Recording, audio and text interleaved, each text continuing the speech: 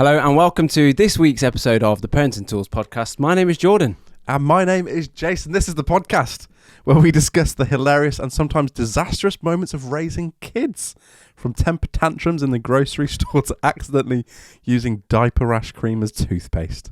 Diaper rash? That intro was brought to you by artificial intelligence.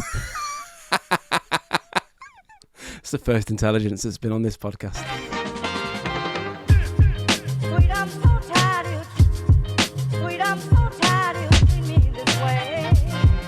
Well, Jace, today's a guest episode.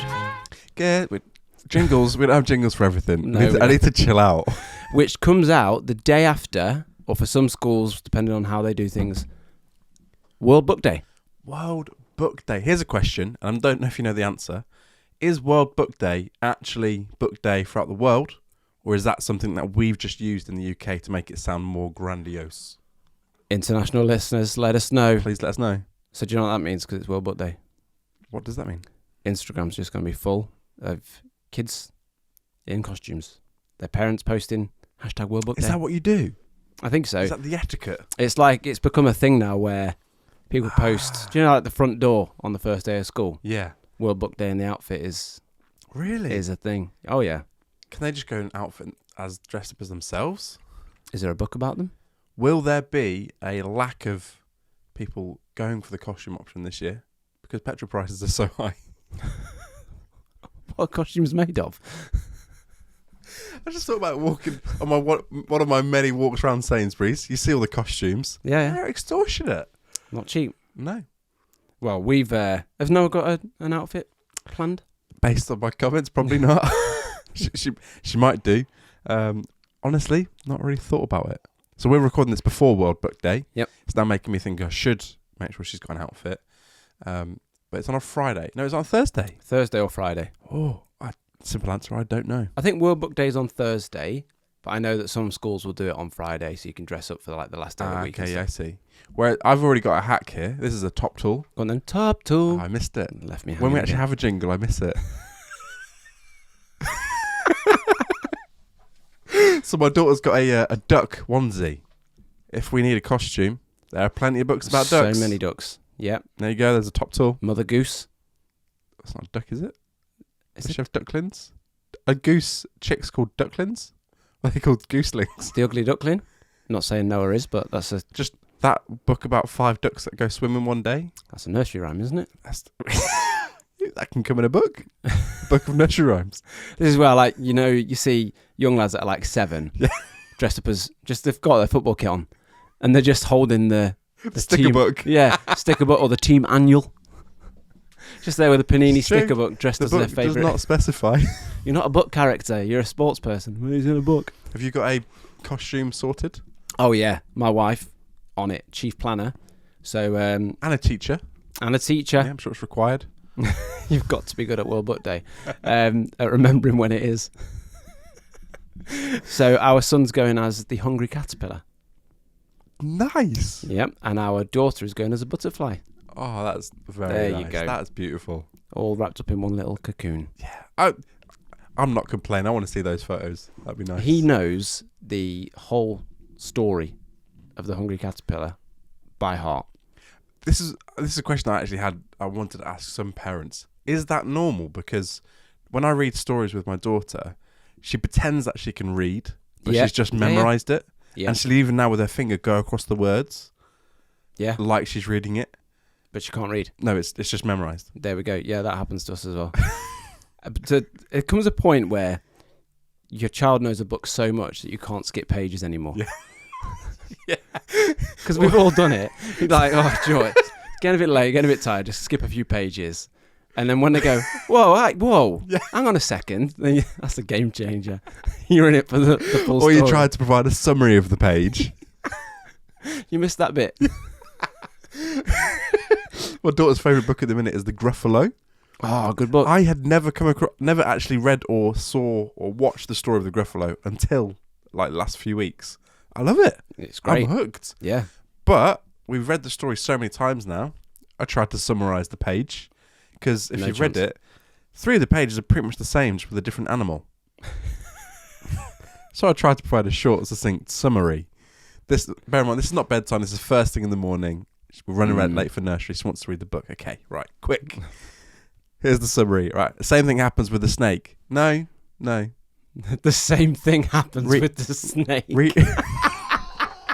Read it again, Daddy. It's like, okay. And then I read it, but I also did it by memory, but of the previous animal, and it's slightly different. So I had to then read it a third time the correct way. So you might as well just save the time and read Should it have right. just saved the time. That's a good question, an opening question from myself. Yeah. What's your favourite kids' book? Yeah, what is your favourite kids' book? To read to my child or to I enjoy? Both. That you enjoy, you have a fond memory of. Oh, gosh. I'm the wrong person to ask this. Really?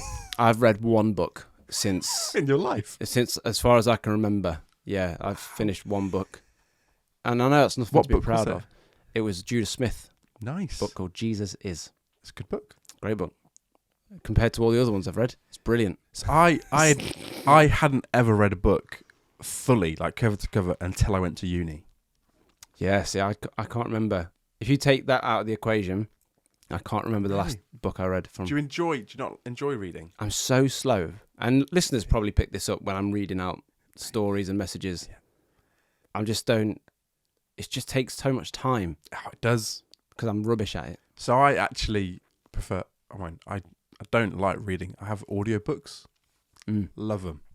Genuinely use them all the time because I can't read that well. Yeah. But because it takes me so much energy to actually try and read correctly, I can't take it in. Yeah. I'm getting better. Like I'm trying to read more, but it's just that. So I just stick on an audiobook. But so what's the favourite book that you like with your kids? Is there anything that you like to enjoy? I like the Gruffalo. The Gruffalo. Yeah, I do like the Gruffalo. I like to. It's not reading books, but I like to recite like the old school stories. Yeah. Like Goldilocks and the Three Bears, Yeah. but change it up a little bit to mix up the characters. So we have Light Year Locks quite a lot, and the Three Zergs. That's brilliant. Yeah, I've just got to mix it up, and you've got to keep it fresh. And I'd say it in very matter of fact. So like, Daddy Bear will be like, "What is this nonsense? What's the crack here? You should write your children's books. That'd be brilliant. Get out of the bed, you weirdo. You can't just barge into someone's house, eat the porridge, lie in the bed, sling your hook." See, I am terrible at making stories up on the spot. I'm absolutely useless. Well, I think I'm overcompensating because I can't read. You should write them down. I don't read. And then sell them. Yeah. Because I'd buy them. I need the ideas. I can write quite well. But when it comes to like proofreading my own work, I have to give it to someone else. I'm terrible. What about you? What's your favourite? I've been really enjoying the Gruffalo, and mainly because it is solving a challenge that I was actually a little bit worried about. Okay. In the sense of, I wasn't worried about it. How to get out of a rough encounter with an owl. I was really conscious of at some point having to approach the topic with my daughter about the food chain. Really? Yeah.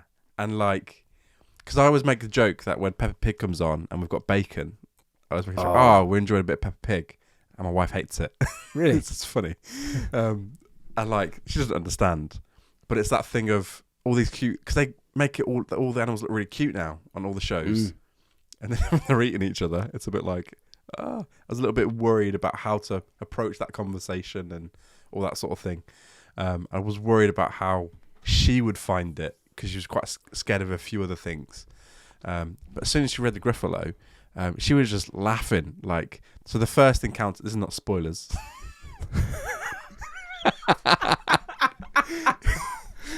The little mouse encounters a fox, and the fox wants to eat him.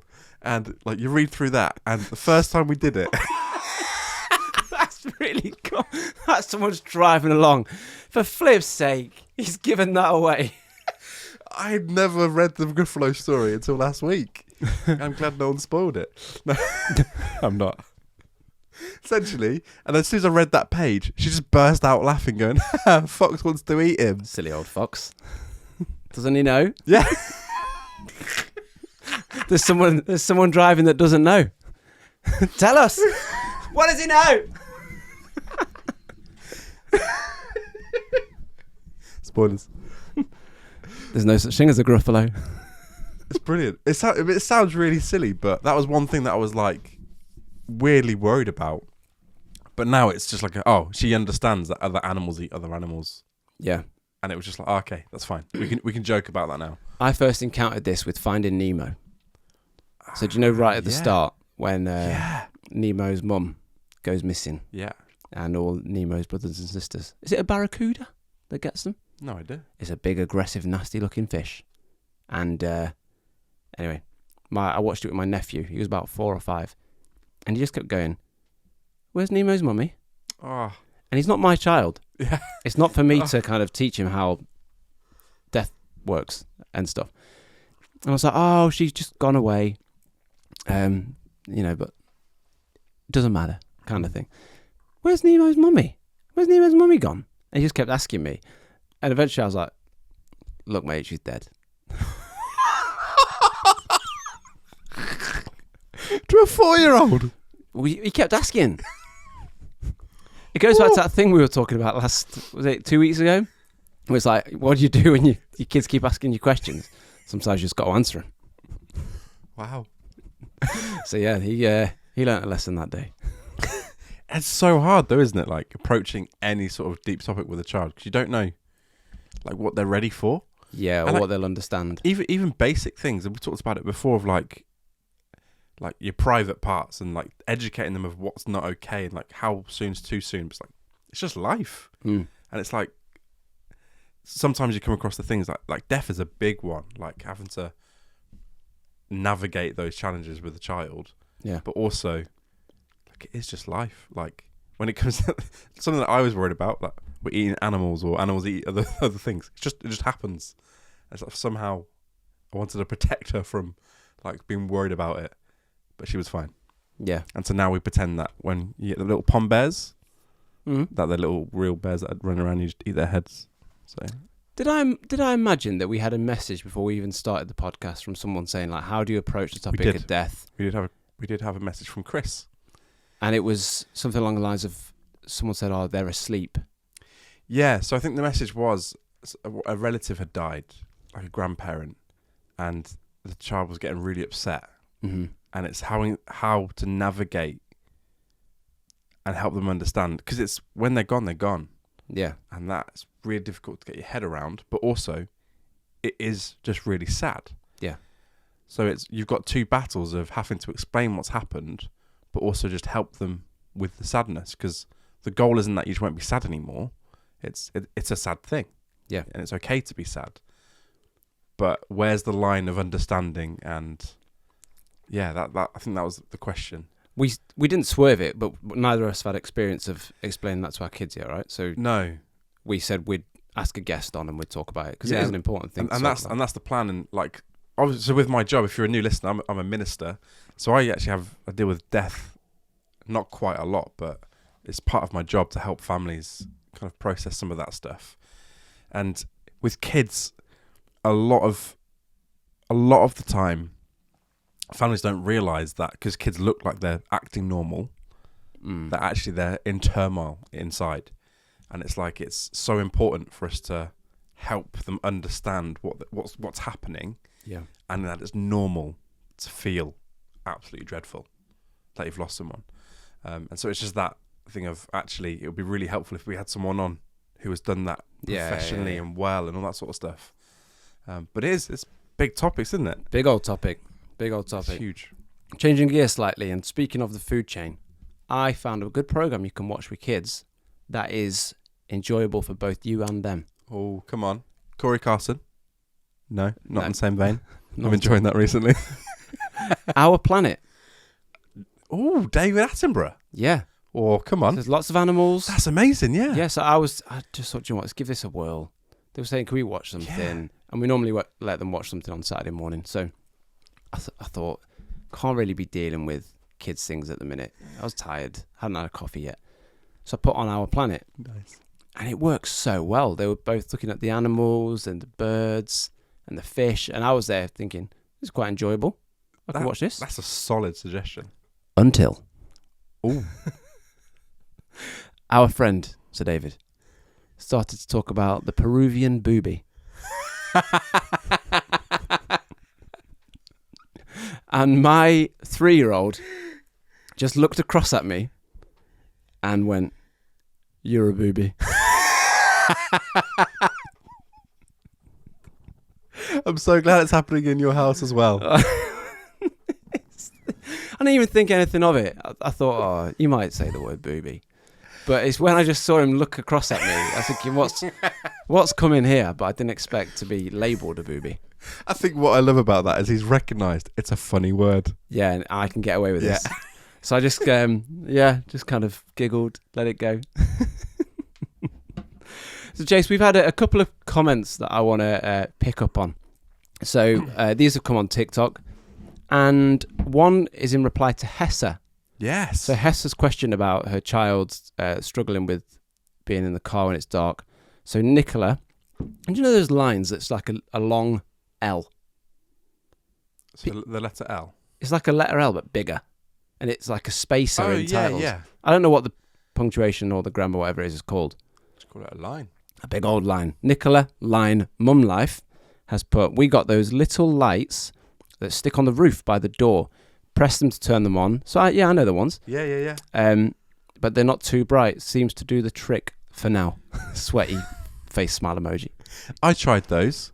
Lost it within 6 minutes. How? Some of them, they're magnetic, aren't they? So you have to put a little base on them sometimes. Yeah, or like a little adhesive to pop them on. This is right in the middle of COVID. I remember it so well. We pulled up at a service station, opened the door, hit the light, slammed the door, drove off, and the light was no longer there. 6 minutes. Gone. That's a record. Yeah. Good suggestion, though, if you can get them to stick. Yeah, really good suggestion. So, yeah, give that a try, Hessa, if you're listening. And also, posted the video. Do you know what I said about how I threw a muslin and it landed on my little girl's head and she just fell asleep? Yes. And then we implemented that. Just want to circle back to that because what I didn't explicitly say was we would take it off. She wasn't just in the cot with a cloth on her face. So we would take it off. So if you're thinking, let's give it a try, take it off. Or don't leave them in there with them. Or I don't know. But yeah, didn't say that. Felt like I should say that because it did feel like common sense. But when you're tired as a parent and someone tells you something works. Yeah. And we did have a comment, someone rightly raising that as a thing of, that can be dangerous. Don't leave it in there with them. But we did have a comment from Rachel on TikTok. I'll tell you what, though. We had 420 comments about that video. Of mostly of people going, we did this. Yeah. And it was the only thing that worked. We had some comments that said, did this, and it worked. Someone put, what is this witchcraft? Yeah. Someone put, lads, you saved our evening. I saw a few comments go, I'm going to try this. And then people replying going, can't believe it worked. Yeah, no way. A few that said, tried it, didn't work. Yeah. You know what? You try the next thing. We go again. But so many people saying, I used to do this. But this one tickled me to the point where I shared it in the WhatsApp. So Rachel said, my son used to suck a teddy's ear. He didn't have it one day and we were out, so we tried a clean sock. She just put, out cold with a sock in his mouth. Put a sock in it. So yeah, there were a couple of TikTok comments that tickled me. Oh, that's amazing. And just for your research, that bar is called a vertical bar. What bar? That line. Oh. There you go. There we go. Grammatically called a vertical bar. I forgot about it. John, we have a guest. We have got a guest. Before we jump into our guest, can I just tell you a joke? I'm going to set it up nice and clean. Why did the Scarecrow win an award? 1 second. Why did this... Let me try and figure it out. Because he was outstanding in a field. I got it. I knew it. Let's get the guest on. So welcome to the podcast, Jen Alford. Jen, thank you for joining us. It's a pleasure to be with you. Thanks for having me. Jen, I've just got to say straight off the cuff, you are the coolest head teacher I've ever seen. Wow, what a compliment. I mean, I'm not sure the children, all the teachers in my school will think that, but I'll take it. Thank you. Oh, amazing, Jen. So we usually start off with like the same question for each of our guests. It's who are you and what have you got? What have I got? Children-wise. Oh, right. I was like, well, could be here a long time. Okay, so I'm Jen and I'm married to Tim. And we live in Malvern and I've got 2 kids, one boy, redhead, fiery ginger, 9-year-old, and a sassy 6-year-old girl, Aria. Wow. Yeah, living my best life. And I've just given the game away, but you are a head teacher. How long have you been doing that for, Jen? How long have you been in teaching for? So I've been a head teacher just since September. So that's a really new role for me. But I've been teaching since 2009 and I've had the privilege of working in a whole number of schools in the West Midlands. And now I find myself in a small school in rural Malvern. Oh, wow. Did you always want to be a teacher kind of growing up, or what made you want to be a teacher? No, I didn't want to be a teacher. So I come from a line of medics. My mum and my dad are medics. And I did my A-levels and I was planning to follow suit, but I got an E in my AS chemistry. And I really hated my chemistry teacher. And so it came to a point where I had to decide, do I want to do medicine enough to repeat this chemistry, or do I want to change the track of my life? And so I decided right there and then that medicine was out and that I was going to go for something else. So I didn't repeat chemistry and I went on to university to do biomedical science. So I got a BSc in biomedical science. And in my 3rd year at uni, I was like, oh, I've got to get a job. That's what happens, isn't it? You got to get a job. I've got to kind of grow up now. And I didn't really have anything up my sleeve. Some of my uni friends were going off to do like lab work, and no, that wasn't for me. And teaching, to be honest, had never really come into my mind, except for that I'd always loved being with kids. So I thought, well, I'll give it a whirl. It was that or being a paramedic. And the thing is that I could go back home to stay with my mum and dad to train to be a teacher. And I didn't want to get into any more student debt. So I was like, well, I'm just going to go and become a teacher.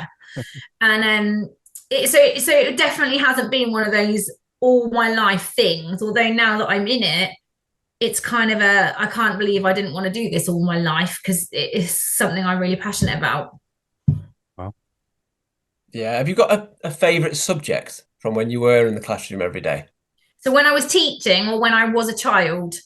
Oh, let's go for both. Okay, so I am one of these people that is not highly academic, but I'm a grafter. I'm a classic girl. I was a quiet student and found maths quite challenging. And I remember my parents always telling me that I was rubbish at spelling. And so I wasn't a natural academic, but I've always grafted. I've always been a real hard worker. So when I went into teaching, what I wanted to do was really unlock maths for learners so that they didn't feel like I did as a kid, and particularly fell in love with phonics, because I'm actually an early years teacher, really in my heart of hearts. The younger, the better. So I love teaching phonics, and actually I'm a head that I'm in the classroom a lot. I coach teaching and learning all the time. So I've been teaching year 6 Hinduism this afternoon, and I teach phonics most days, because I really believe that to be an authentic head or to carry any weight, you need to know what you're doing in the classroom. So I still keep my feet very much in the classroom. Wow. Just for those of us who don't know what phonics actually is, can you explain? Okay. Let me help you. Ready? What's the word? Oh, okay, I see. I thought you were talking about maths. I was like, no. Phonics really is the early reading code that we teach children so that they learn to read. And English happens to be the most complex language out there. So instead of there just being sounds to match the alphabet, there's all kinds of codes to crack. And I love teaching children to unlock that because it's really powerful. So phonics, is that similar to phonetics, or am I just saying it wrong? No, phonics and phonetics is the same. Phonics, every letter in the alphabet carries a sound, and every combination of letters carries a sound. So we teach children to read single letter sounds, digraphs, trigraphs, all different. And phonetics is just the science behind it, I suppose. Honestly, I've learned something already. This is great. You're welcome. Is that how I to can teach spell a live cat? lesson if you want. What's what in your opinion, what's one of the biggest challenges in like schools or changes in schools and education over kind of the last few years, especially obviously off the back of COVID, but all of that, just in general?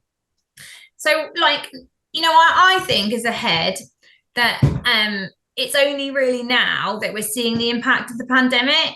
So when schools change shape, and when people say schools close and it calls all this uproar, schools never closed. We know that, don't we? Schools just change shape. So we took our hand to remotely educating 34-year-olds online, and we were doing doorstep knocking and all of this, and we were there with our kids, and we never closed, but it changed shape. But the thing is that, and everyone thought that would be the impact of COVID, but now here we are 2 years down the line, and we're experiencing classrooms like we've never experienced before. So neurodiversity, as in our children, that their brains work differently, they think differently in terms of need, it is bigger and stronger than we've ever seen before. But more than that, we've got children who really struggle with emotional regulation. So they've had this huge amount of time out of the classroom, particularly the children who are slightly older.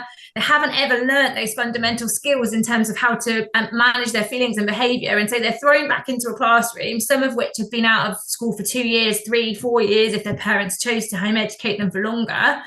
And they're put into this rigid environment and expected to be one of 30 or one of 32. And managing your feelings and behaviours is huge. So we've got that mixed with the fact that our budgets have never been stripped back so much. And so actually the classrooms are full of neurodiversity. There's not very much funding. And so it's one teacher in most schools with one teaching assistant with 32 children. And just in one of my classrooms alone, I've got a fairly new teacher. I've got a TA who's fairly experienced. I've got 3 different languages. I've got children who are from a standard of year 1 to year 6 plus. I've got children on part-time timetables because of their behaviour. I've got children whose parents don't bring them to school every day, and that's just one classroom. And you've got one teacher and one teaching assistant trying to manage that because the budget doesn't allow for us to put in more support where we know there is need. We just physically can't afford to do so.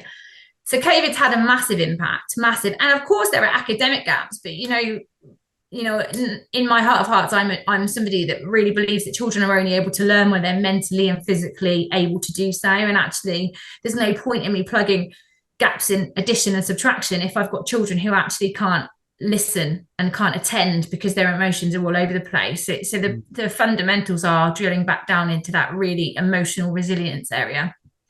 Wow. Do you think, I know I'm jumping ahead a little bit, but do you think that's why there's like I don't know if it's growing, but it seems to me that it's a growing trend of parents wanting to do more homeschooling? Is that, do you think, in a response to some of the stuff that you're talking about? Like also parents recognizing the need for children, their individual needs and all that kind of stuff? Yeah, I think it's multifaceted. I think there's a fear. I think that parents are also more needy as a result of COVID than ever before, and because they've had such close time with their children, have become more anxious and more insecure about their children's learning. And so sometimes when things feel out of control, what we do is we crave control, don't we? And so we say, well, if you can't do it, I'm just going to do it. So there's an element of that. There's an element of the school system just not being fit to serve the needs of lots of children in some ways. And there's a number of special schools up and down our country, but 99% of them are full, rammed to the rafters. And so what happens then is children who have need, but maybe not as significant enough to be in a special school or in a mainstream school, but they actually have no facility or necessarily extra funding or extra training to meet their needs. And so as a parent, well, you're thinking, well, your job is to teach my child, and I'm trusting you every day to keep them safe. And so you've got two. You've got the parents whose children fall victim sometimes to children that need extra help, and they say, well, you're not looking after my child, so I'm just going to take them out. And then you've got the children that struggle in school that need extra support but don't have the funding, and their parents say, well, you're not doing the job either. So it's a cycle of challenge there.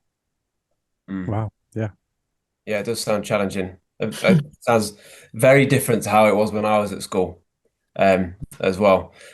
Jen, one thing I want to ask you, so I'd like to get some input from you as a mother and a teacher from your experience, but from my side of things, maybe selfishly, my little boy is going to school in September and we hear the term school ready, being school ready.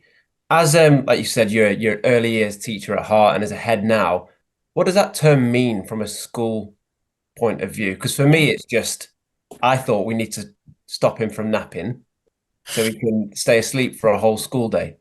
Oh no, do you know what? And I love that you think that, because whenever my parents come in, and up until this year, I've always been the reception teacher, they've come to me, and we talk a lot about that school ready. Well, what does that look like? And actually, for me as a practitioner, what that doesn't mean is that you've taught them to write their name, because 9 times out of 10 parents do that, or nurseries do that, and their letter formation is wrong, and they're taught to hold their pencil in a way that then bad habits are hard to. It's not about knowing their numbers to 10 and being able to spot them on the doors when you go past. School readiness is about that mental and psychological and emotional readiness. So when I'm talking to my parents about being school ready, I'm saying, does your child know how to find their coat at home? Do they know what it looks like? Can they put their coat on without you always holding it for them? Does your child know how to hold their lunch bag and bring it down and put it somewhere that you've asked them to put it? Does your child know how to use the toilet independently and preferably wipe their bottom, although we understand that's quite challenging. But at school, we can't be wiping 30 bottoms. So the more ready they are for that, that's fantastic. Can your child peel a satsuma? Does your child understand and they have some experience of sharing and coming and having some element of compromise with another child without you always intervening? So school ready to me, can they put their shoes on the right feet without support? Have you bought them shoes that they can do up? Because so many parents buy their children lace up shoes, and children can't do lace-up shoes, but when they're at school, there's an expectation that they're going to be able to do their own shoes. Can they get changed on their own without you saying, right, first your pants, now your socks? Have you come up with some strategies that enable them to be successful? So there's definitely not an academic pressure. But I know from my own experience, I was so worried that I was like, Tim, we've given him a stupid name. It's got so many letters in. He's never going to learn it. The it and the j. And in hindsight, really, what Tobias needed was social interaction. Does he understand that he can't always have his own way? He can't always have the red Power Ranger. Sometimes you have to share that one. And with Aria, she's really different. She's really sociable, but actually academics not so easy for her. So, it's finding the balance. But school ready is not about, am I sending my child to school? Can they read? No. Can they blend? No, it doesn't matter what it's about that.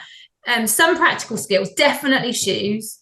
Can they recognize their name? That would be really great, especially because they've 30 children with the same jumper is really tricky. So if you could at least have some sort of secret code where there's an orange sticker on the inside of there so that they can at least recognize it. But it's just those simple practical skills that then when they do have them, can you imagine how hard it is when you go to school and you can't do anything the teacher's asking you to do? Put your shoes on. I can't. Get your coat. I don't know. So we're just trying to prepare them for those things. Honestly, that is so helpful. I'm literally going to listen back to that and write a little list. Because I don't know. I've got a PowerPoint. Honestly, no one teaches you as parents the stuff that you should do with your children, and you can read a lot and you can watch a lot of stuff, and nowadays there's so much advice on TikTok and some of it's just useless. But genuinely, there is no kind of general guide. This is what you should do when your child turns 3, and it's just that is just so helpful of going, okay, these are things that we can work towards. And some of them you can tick off fantastic, but it's oh, okay, yeah, she really does need a coat that she can put on. Makes sense. In all seriousness, I have got a document that I give to my parents about what I'd love your child to be able to do before they start nursery and what I'd love your child to be able to do before they start reception, which you're welcome to. I legitimately, can we have that? And can we put that as a little download? An Alford special, you're welcome. Honestly, that would be amazing. That's superb. And if it helps, my 9-year-old still asks me to wipe his bum for him when he's being lazy. So don't worry, perfection isn't something to don't worry, we all know I've wiped many a bum. It's one of those things though, isn't it? Because I would rather a list of standards that I can work towards rather than standards that my daughter's just not fulfilling. I want to know what I'm aiming for rather than just there you go, something. And so I don't mind if I'm failing at some of them. At least I know what I'm working towards. Okay, that's good. I like that. I'll send you the list, Jace. Thank you. I appreciate that. So cutlery is a big one. Cutlery, it's coming back to me. Here's another question, really kind of for the parents as well, from that perspective of what is one thing that you wish more parents knew? As a teacher? Yeah. Okay, yeah, I love that question. We might not always get it right, but we always care about your child. We might not always get it right for you in this moment or whatever it is that you're worried about now, But there is never a moment where any of us come to school and the be all and end all of our day isn't the children in our class. No teacher comes to school for the money. It's not worth it. No teacher gets up every day and deals with the relentless slog that there is if we didn't really believe in the power of education. So no teacher is perfect, and plenty of mistakes will occur in your child's journey of education, but every teacher does care about the children. That's so good. I imagine teachers get a lot of flack from parents. Yeah. And I can imagine that could be quite the press. difficult. Yeah. Yeah, it's hard. I imagine that's quite difficult to deal with, especially on a week-to-week basis when all you do is care. That's really good. And I've learned, if I've learned anything in my shortish career, it's that I never want to be slow to say sorry, because of course we get it wrong. There are 32 personalities in a classroom. That means there's 64 parents, sometimes even more, because there's split families, and we can't always get it right. We're also human, but every decision that we make as a school, and I make as a head, and my teachers try and make, is with the best intentions at heart. No, we don't always get it right, but yes, we do care about your child's future. Jen, does it feel sometimes, because my wife's a teacher and she's taught primary school across several ages, and she'll come home and tell me about her day. A lot of times it sounds like she's just parenting at times. Does it feel like that sometimes? Yeah, I mean, there are, I mean, it does. But then I think for me, like, the ultimate privilege, both being a classroom teacher, of which I've absolutely loved, and now being a head, is that you get to impact little lives, and that impact for some lasts a lifetime. So yes, there is an element of parenting. There's also an element, you know, I think even more so now that I'm maybe out of the classroom, there's an element of the time that I spend both parenting the parents, or, you know, culture shaping, shifting, encouraging, empathizing with parents. That's very central to my job, but also because I am a parent and I get the challenges of parenting, but also some of the biggest gaps in our education system are things that traditionally probably were seen as things that should have been dealt with at home. So there are, without a doubt, more children coming into school than ever that aren't toilet trained. Now, 10 years ago, schools would have said, we're not changing your child, you know, that's an at-home issue. But, you know, the nature of COVID, the nature of the society, pushing encouraging parents into work, all of those things are great, but we're picking up lots of things in schools, you know, supporting around bedtimes, regulation, thinking about diets, lots of things that really traditionally would have been parenting issues. But my feeling about it is, what a privilege, like, whatever they come at, where, you know, you'll get a child who comes fairly well-rounded, you know, they've got it all, that you can see that. And, you know, I love educating them, but there is nothing quite like the power of a child that, you know that every day they come to school, you are the single most important adult that's not in their family, and that you get to contribute to their life. And lots of that is nurture and basic skill. Let me show you how to pull your inside out jumper the right way around. That's a life skill. But you know what? I might be the only person that shows him how to get the bunny out of his hole. You know, I might be the only person that teaches that child to do his shoelaces up. I might actually be the only person that ever teaches that child to ride a bike. And no, he may never be able to do column addition, but I may have given him a chance to have a brighter future by doing stuff that previously would have been parenting. That's awesome.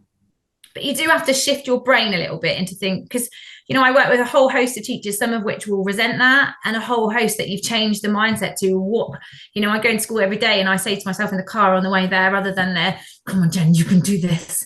But, you know, like, Jen, you might actually change someone's life today. Like, you know, teaching someone to tie their shoelaces is a life skill. And if that's what I do, then that's something that will go with them to their future.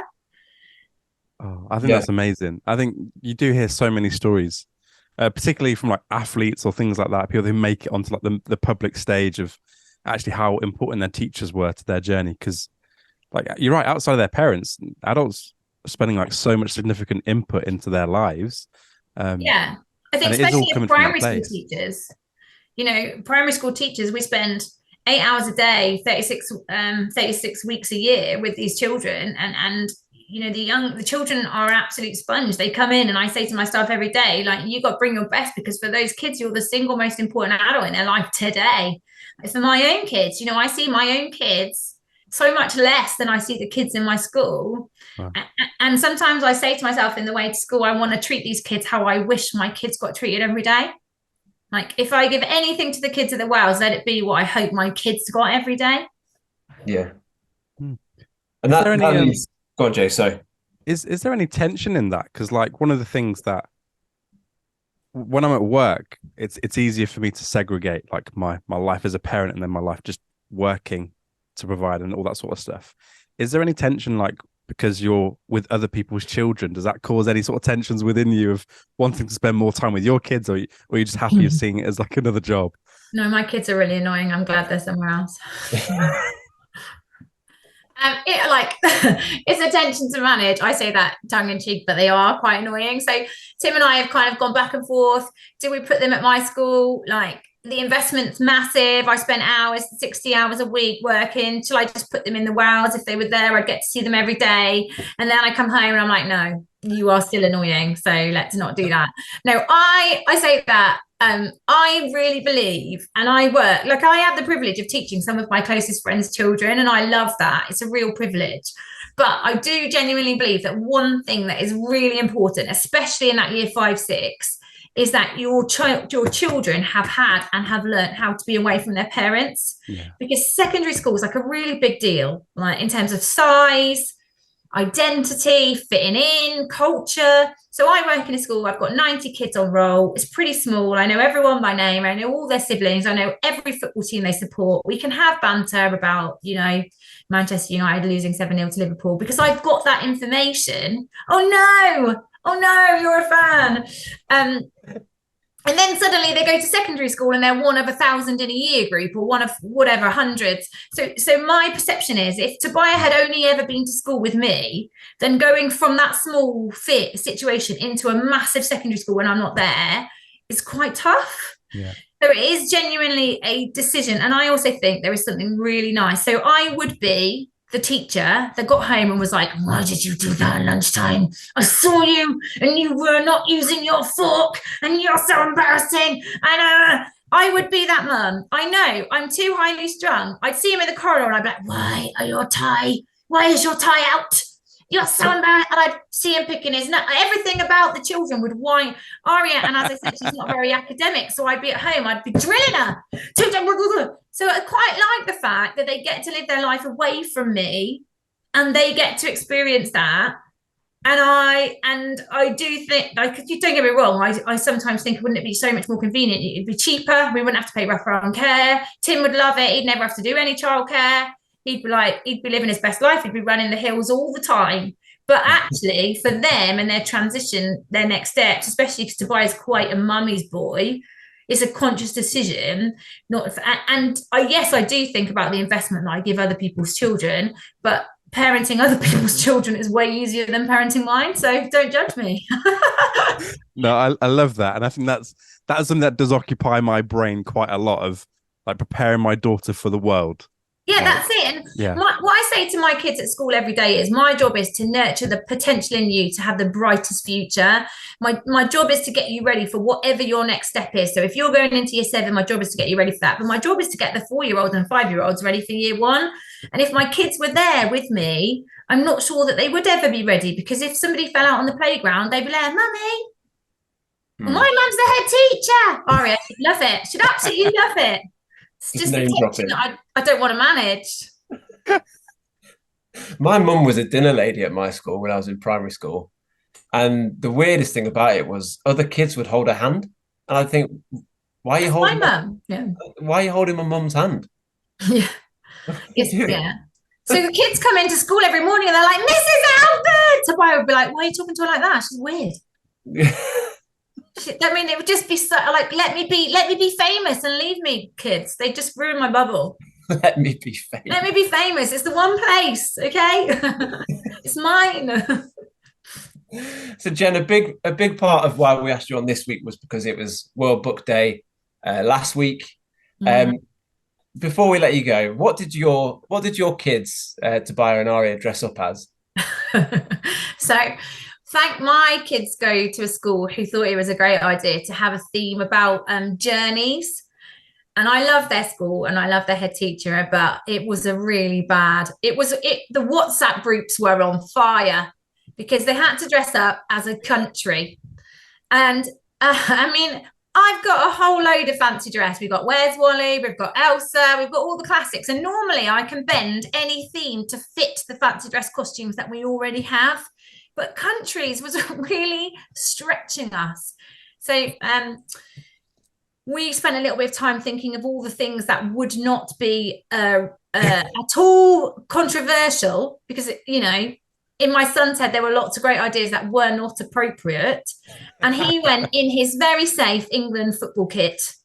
And Aria, my little girl, well, she loves this Fancy Nancy thing that she watches on Disney. And Fancy Nancy, she's an artist in Paris. And Aria wants to, you know, so she was like, I'm going to go as Fancy Nancy. So we dressed her up in her full stripes, and she had her beret, as she calls it.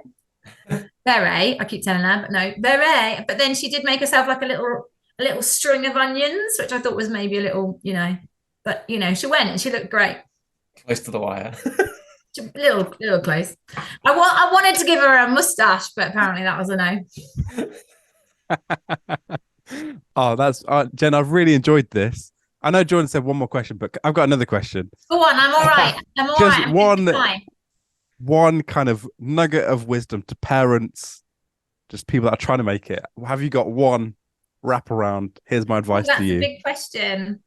I've got a few nuggets. Can I go with a few? Yeah, we'll go for a few. Okay. So when you get to the point where you're picking your child's school for the first time, don't go off Ofsted reports and websites alone, but go into the school and get a feeling for it. Because I'm always forever saying on the phone to people, look, come and have a look around. Get a gut feeling for who we are and what we stand for, because it might just be a piece of you, but it also might not. So make sure that very first decision that you make around where your child's going to go to school is one that you really feel good about. And also don't just look in the reception when you go. And I remember I went to look around for Spire and Aria's school, and all I could think about was Tobiah being in reception that very first year. So I was like, oh yeah, this is great. I love it. Yeah, I loved it. And then the school was in like and then I didn't think anything about the year groups that are higher up. So when he came to going into year one, I was so disappointed. I was like, oh, why didn't I think about this last year? Like, have longevity, think about what their life is going to be like, not just for 1 year. That's my first. My second is comparison is the joy of thief. Oh no, the thief of joy. The thief of joy. Sorry, comparison is the thief of joy. Your child, my child, everyone's child will always be different to other people's children. And schooling can be amazing, but it can also be tough. And we all have to, as parents, just learn to accept that our kids are just the way they are and love them as they are. So, you know, there will be things you agree with, there'll be things you don't agree with, there'll be the moments when you think your child's a genius and the school doesn't see it, there'll be moments where you don't understand why the school's made the decision they've made, but my best advice is pick your battles and strive. Happiness is the key to success. If your child loves going to school every day and there are tiny little things that niggle you, let them lie. But if and when things arise and they're bigger, go in and have a conversation. Don't let stuff fester, because schools aren't perfect. And I would way rather a parent came to me and said, hey, Mrs. Alford, can you just explain this to me, than the big WhatsApp group explosion that then meant I got 15 parents coming to speak to me about something that never happened because it's just blown out of all kinds of, you know, reality. But yeah, little things will happen, like they do in churches, like they do in businesses, like they do in everything. Little things will happen. But if your child's happy at school and loves going in and enjoys it 99.9% of the time, then you're on to a winner. Amazing. I love that. That's great, Jen. Thank you. So I know there's going to be so many people listening to this who have young kids that are maybe going to nursery and they're going to go to school next year, or people like myself who's my son's starting this year, that are going to find that so helpful. It's been great speaking to you, Jen. Thank you so much for coming on the podcast. And I hope that you have a great rest of the school year. Sweet, I'm so tired of